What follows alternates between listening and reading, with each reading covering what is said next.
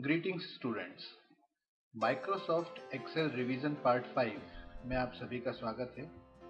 आज हम Microsoft Excel में फॉर्मेटिंग के फीचर्स को जानेंगे। अब तक हम लोग ऑटो सम, ग्रिड लाइंस क्या होती हैं, सम कैसे कैलकुलेट करना है, ऑटो रिकैलकुलेट फीचर क्या होता है, एटसेट्रा, ये सभी चीजें हम लोग जान चुके हैं। और अब हम जानेंगे माइक्रोसॉफ्ट एक्सेल के फॉर्मेटिंग फीचर्स के बारे में। तो स्टार्ट करते हैं फॉर्मेटिंग फीचर्स के लिए और हम लोग चलते हैं माइक्रोसॉफ्ट एक्सेल की स्क्रीन पर। फॉर्मेटिंग का मतलब होता है किसी भी चीज को जो हमने डाटा लिखा है उसे कोई स्टाइल प्रोवाइड करना ताकि वो सुंदर भी लग सके, इसके साथ साथ उसकी डिजाइनिंग जो है वो बेहतर बन सके। इस काम को करने के लिए माइक्रोसॉफ्ट एक्सेल आपको बहुत सारे फॉर्मेटिंग फीचर्स प्रोवाइड करता है। जितने भी फॉर्मेटिंग फीचर्स हैं माइक्रोसॉफ्ट एक्सेल के पास, वो सभी आपको होम टैब में दिखाई दे जाएंगे। ये सारा एरिया फॉर्मेटिंग के लिए ही इस्तेमाल किया जाता है।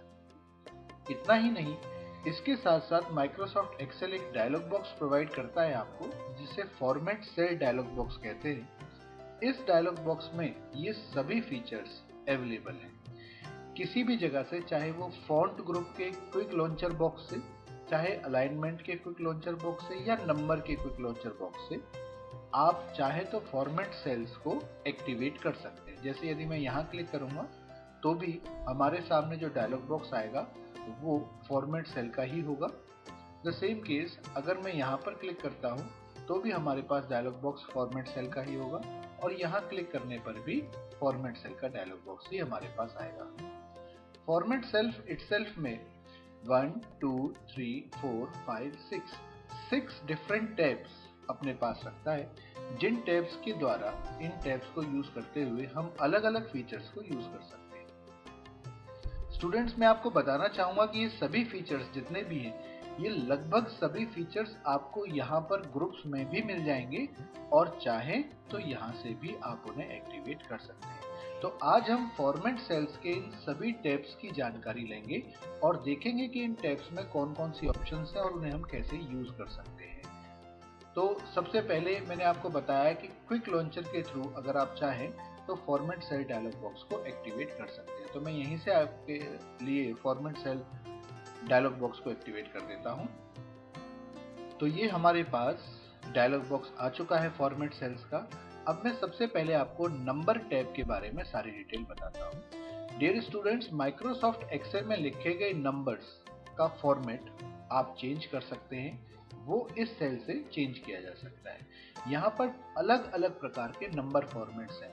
उदाहरण के तौर पर जनरल फॉर्मेट है, नंबर फॉर्मेट है, करेंसी फॉर्मेट है, ये सारे के सारे अलग अलग नंबर फॉर्मेट्स हैं। इन सभी नंबर फॉर्मेट्स की डिटेल जो जानकारी है वो मैं आप सभी को इससे नेक्स्ट क्लास में दूंगा। आज हम फॉर्मेट सेल्स के बारे में जानकारी लेने वाले हैं, लेकिन इसके बारे में मैं आपको पूरी की पूरी जानकारी एक अलग से क्लास में प्रोवाइड करूंगा। तो यहाँ पर जैसे जनरल फॉर्मेट यदि आप क्लिक करना चाहें तो आपका नंबर एक जनरल फॉर्मेट में कन्वर्ट हो जाएगा। द सेम केस अगर आप अकाउंटिंग फॉर्मेट में कन्वर्ट करना चाहें, अकाउंटिंग फॉर्मेट में कन्वर्ट कर सकते हैं। करेंसी फॉर्मेट में कन्वर्ट करना चाहें, अब इनमें क्या डिफरेंस होता है नंबर में, करेंसी में, अकाउंटिंग में, जनरल में, इसके बारे में मैं आपको जानकारी अगले टॉपिक में देने वाला हूँ। तो यहाँ से आप जो भी नंबर हैं उन नंबर्स के स्टाइल को चेंज कर सकते हैं, उनके फॉर्मेट को चेंज कर सकते हैं। Now the second tab is alignment tab. अब ये अलाइनमेंट टैब किस लिए इस्तेमाल किया जाता है? माइक्रोसॉफ्ट एक्सेल में जो लिखा है, आपने जो डाटा लिखा है उसकी अलाइनमेंट सेट की जा सकती है, हॉरिजॉन्टल लेवल पर भी, वर्टिकल लेवल पर भी। इस जानकारी को लेने के लिए मैं माइक्रोसॉफ्ट एक्सेल में एक जगह पर डाटा लिख देता हूं। सपोज मैंने यहां पर लिख दिया रमेश, एक नाम लिख देते हैं, और इस रमेश का रो हाइट भी बड़ा कर ली। ये हम लोग सीख चुके हैं रो हाइट को बड़ा करना, और कॉलम को भी बड़ा कर लिया। अब हम देखेंगे इसके ऊपर हम क्या क्या अप्लाई कर सकते हैं। तो मैंने फॉर्मेट सेल डायलॉग बॉक्स में अलाइनमेंट में गया। अलाइनमेंट में हॉरिजॉन्टल अलाइनमेंट का मतलब है हमारे पास ये अलाइनमेंट, लेफ्ट टू राइट वाली अलाइनमेंट। तो हॉरिजॉन्टल अलाइनमेंट में उसने आपको प्रोवाइड किया कि आप लेफ्ट अलाइनमेंट कर सकते हो, सेंटर कर सकते हो, राइट कर सकते हो, फिल अलाइनमेंट यूज कर सकते हो, जस्टिफाई कर सकते हो। इस तरह से ही सेंटर अक्रॉस सिलेक्शन कर सकते हो और डिस्ट्रीब्यूटेड कर सकते हो। ये अलग अलग प्रकार की अलाइनमेंट जो हॉरिजॉन्टल अलाइनमेंट्स हैं वो आप प्रोवाइड कर सकते हो डाटा के ऊपर। उदाहरण के तौर पर यदि मैंने सेंटर अलाइनमेंट पर अप्लाई किया और ओके किया तो आप देखेंगे कि जो रमेश लिखा हुआ था वो हॉरिजॉन्टली यानी लेफ्ट टू राइट सेल के बिल्कुल सेंटर में आ गया है। द सेम केस इसी टाइप से यदि आपको हॉरिजॉन्टल अलाइनमेंट में फिल अलाइनमेंट यूज करनी हो, आप ओके करेंगे तो आप देखेंगे कि रमेश ने सेल का सारा डाटा फिल कर दिया है, यानी सेल पूरी तरह से भर गया है। वो इतनी बार डाटा को लिख देगा कि सेल पूरी तरह से भर जाएगा, उसमें दोबारा और रमेश शब्द लिखने की जगह नहीं बचेगी। इस प्रकार से फिल अलाइनमेंट का यूज किया जा सकता है। ऐसे अलग अलग प्रकार की अलाइनमेंट हॉरिजॉन्टल अलाइनमेंट में है। वहीं पर वर्टिकल अलाइनमेंट का मतलब है टॉप बॉटम अलाइनमेंट, यानी ये अगर आप चाहते हैं कि जो आपने डाटा लिखा हुआ है अपने सेल में वो अलाइनमेंट इस समय फिलहाल बॉटम है, तो आप देख पा रहे होंगे रमेश जो है वो बॉटम में लिखा है। लेकिन अगर आप चाहते हैं कि ये बॉटम में ना लिखा हो तो आपके पास ये डिफरेंट अलाइनमेंट्स हैं जिसमें top, centre, bottom, justified, distributed, ऐसे अलग अलग प्रकार के अलाइनमेंट। यदि मैंने इसे सेंटर अलाइनमेंट पर क्लिक किया और ओके किया तो आप देखेंगे कि आपका टेक्स्ट सेल के एग्जैक्ट सेंटर में पहुंच गया है वर्टिकली। हॉरिजॉन्टली भी सेट कर सकते हैं और वर्टिकली भी सेट कर सकते हैं। अलाइनमेंट में हॉरिजॉन्टल और वर्टिकल अलाइनमेंट होने के साथ साथ यहाँ इंडेंट की ऑप्शन भी है। इंडेंट हमने माइक्रोसॉफ्ट वर्ड में भी सीखा था।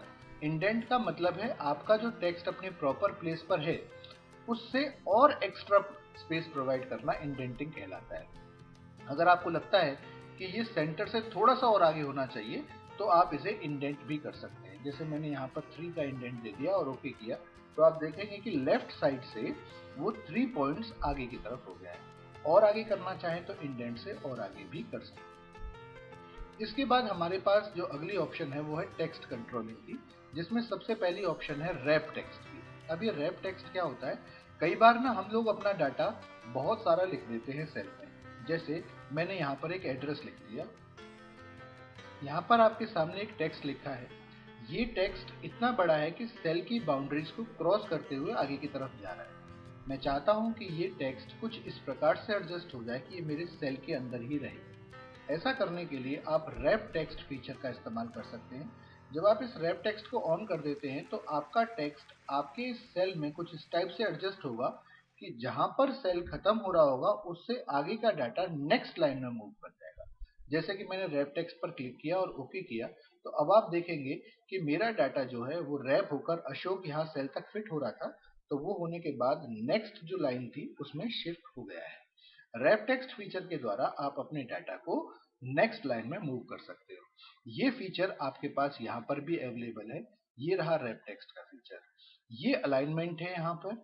जैसे ये जितने भी ये अलाइनमेंट आप देख रहे हैं ये हॉरिजॉन्टल अलाइनमेंट है, सॉरी वर्टिकल अलाइनमेंट्स है, और ये सारी की सारी हॉरिजॉन्टल अलाइनमेंट है। अभी जो हमने इंडेंट करके देखा था वो इंडेंट की ऑप्शन ये रही।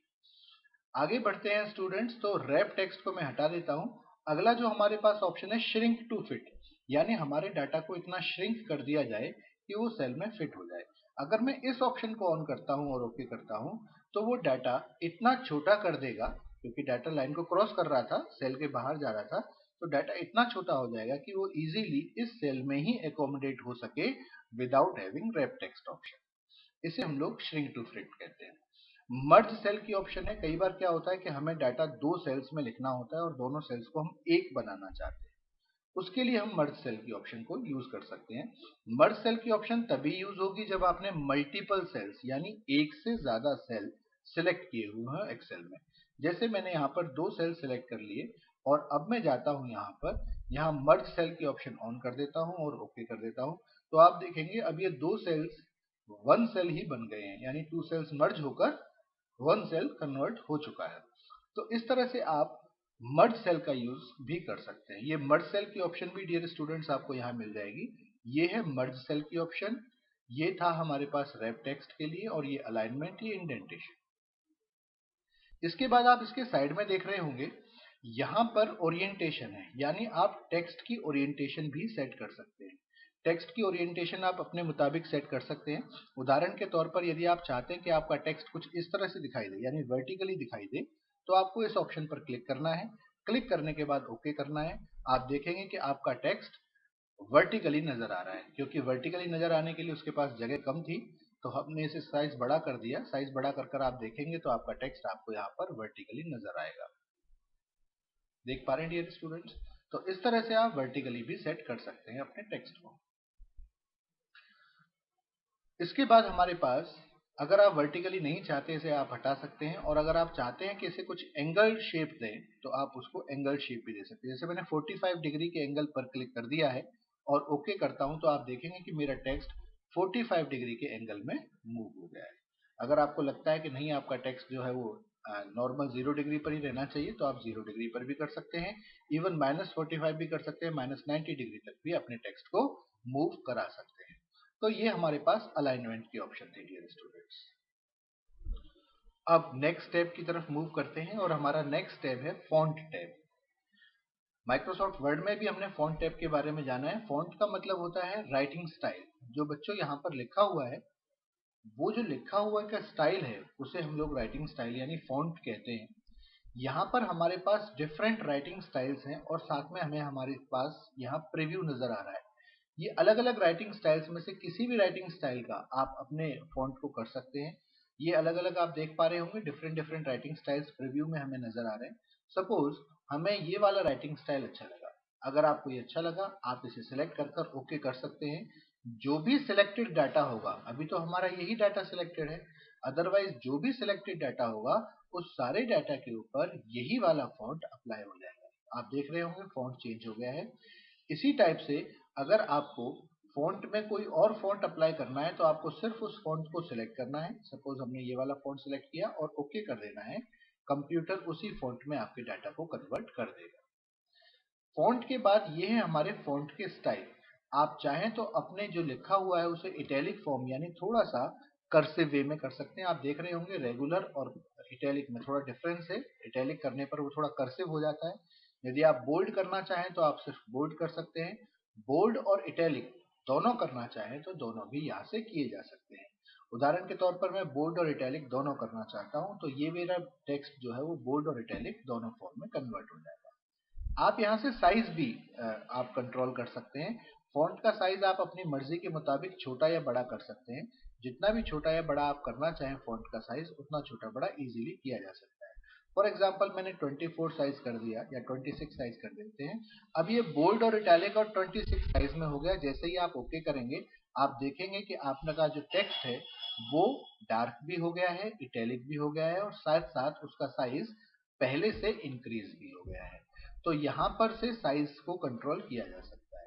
फिर है अंडरलाइन। अगर आप चाहते हैं कि टेक्स्ट के नीचे अंडरलाइन हो, आपको यहाँ क्लिक करना है। ये डिफरेंट अंडरलाइंस की ऑप्शन है। जैसे एक सिंगल लाइन आएगी टेक्स्ट के नीचे, या फिर डबल अंडरलाइन आएगी, या सिंगल अकाउंटिंग स्टाइल में अंडरलाइन आएगी, यानी कि करेंसी सिंबल के नीचे अंडरलाइन नहीं होगी, जो न्यूमेरिक वैल्यूज लिखी होंगी उनके नीचे होगी। The same case double accounting underline आएगी। तो जैसे मैंने डबल अंडरलाइन करना चाहता था तो मैंने डबल पर क्लिक किया तो आप देखेंगे टेक्स्ट के नीचे डबल अंडरलाइन आ गई है। आप अंडरलाइन का कलर चेंज कर सकते हैं। अगर आपको लगता है कि अंडरलाइन का कलर कोई और करना है तो अंडरलाइन का कलर चेंज किया जा सकता है। नॉर्मल फॉन्ट करना चाहें, जो बिल्कुल सिंपल और सबसे जनरल फॉन्ट है, वो भी कन्वर्ट कर सकते हैं आप यहाँ से। अदरवाइज यहाँ से आप अंडरलाइन का स्टाइल और कलर को चेंज कर सकते हैं। तो मैंने यहाँ पर अंडरलाइन का स्टाइल भी कर दिया और ओके कर देता हूँ। ओके करने पर आप देखेंगे कि डबल अंडरलाइन नजर आ रही है आपको, और साथ में जो फॉन्ट आपने सेलेक्ट किया था वो फॉन्ट आपके सामने है। इसके बाद इफेक्ट्स हैं स्ट्राइक थ्रो, सुपरस्क्रिप्ट और सबस्क्रिप्ट। स्ट्राइक थ्रो ऑप्शन क्या काम करता है कि जहां अंडरलाइन टेक्स्ट के नीचे अंडरलाइन करती है, वहीं स्ट्राइक थ्रो की ऑप्शन टेक्स्ट के सेंटर में लाइन को खींचती है। ये शो करती है कि इस चीज को यहाँ पर क्रॉस कर दिया गया है। तो अगर आप कभी स्ट्राइक थ्रो करना चाहें, जैसे मैंने क्लिक किया तो आप देखेंगे लाइन जो है वो टेक्स्ट के सेंटर में, मिडल ऑफ द टेक्स्ट आपको नजर आ रही होगी। ये ऐसा फील होगा आपको जैसे इसको लिखकर क्रॉस कर दिया गया है। इस काम को करने के लिए आप स्ट्राइक थ्रो का इस्तेमाल कर सकते हैं। सुपरस्क्रिप्ट और सबस्क्रिप्ट, कई बार क्या होता है हमें मैथमेटिकल टर्म्स में ए स्क्वायर, ए क्यूब एटसेट्रा लिखना होता है, उसके लिए सुपरस्क्रिप्ट बनी है। यानी बेस लाइन जो हमारी मेन लाइन है उससे टेक्स्ट को थोड़ा सा ऊपर की तरफ कर देगी। वहीं सबस्क्रिप्ट की ऑप्शन बेस लाइन से टेक्स्ट को थोड़ा नीचे की तरफ कर देगी। उदाहरण के तौर पर हम इस सेल में ऐसा कर देखते हैं।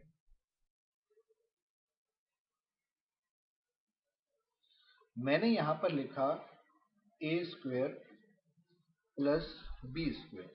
अब हम सभी जानते हैं कि ये जो 2 लिखा हुआ है वो इस फॉर्मेट में नहीं लिखा हुआ जैसे कि स्क्वायर नजर आते हैं। अगर आप चाहते हैं कि वो उसी फॉर्म में आए तो आपको इस 2 को सिलेक्ट कर लेना होगा, और 2 को सिलेक्ट करने के बाद आपको फॉर्मेट में जाकर जहां पर फॉन्ट का सेक्शन है वहां पर सुपरस्क्रिप्ट को यूज करना होगा। जैसे ही आप सुपरस्क्रिप्ट कर कर ओके करेंगे, अब आप देखेंगे कि 2 जो है वो बेस लाइन के ऊपर की तरफ चला गया है। द सेम केस ऐसे ही इस 2 को भी करने के लिए हम फॉन्ट पर जाते हैं और सुपरस्क्रिप्ट की ऑप्शन यूज करते हैं। ऐसा करेंगे तो आप देखेंगे ये वाला 2 भी ऊपर की तरफ बन गया, मतलब स्क्वायर का फॉर्म बन गया है।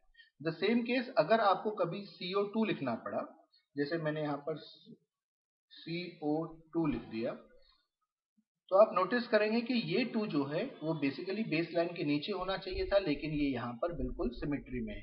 इसे भी ठीक करने के लिए आपको इसे सिलेक्ट कर लेना है और फॉन्ट में जाना है। इस बार हम सबस्क्रिप्ट की ऑप्शन यूज करेंगे, क्योंकि सबस्क्रिप्ट की ऑप्शन बेस लाइन के नीचे की तरफ फॉन्ट को दिखाती है। अब आप देख रहे होंगे ये जो 2 है वो बेस लाइन के नीचे की तरफ है। इस प्रकार से आप सुपरस्क्रिप्ट के द्वारा बेस लाइन के ऊपर टेक्स्ट को ले जा सकते हैं और वहीं सबस्क्रिप्ट के द्वारा बेस लाइन के नीचे टेक्स्ट को ले जा सकते हैं। ये हमारे पास फॉन्ट का ऑप्शन था। डियर स्टूडेंट्स, मेरे विचार से टाइम ज्यादा हो चुका है, तो आज की क्लास हम यहीं तक रखते हैं। बॉर्डर, फिल और प्रोटेक्शन के बारे में हम लोग कल जानकारी लेंगे, अपने नेक्स्ट टॉपिक में जानकारी लेंगे। Till then, have a nice day dear students.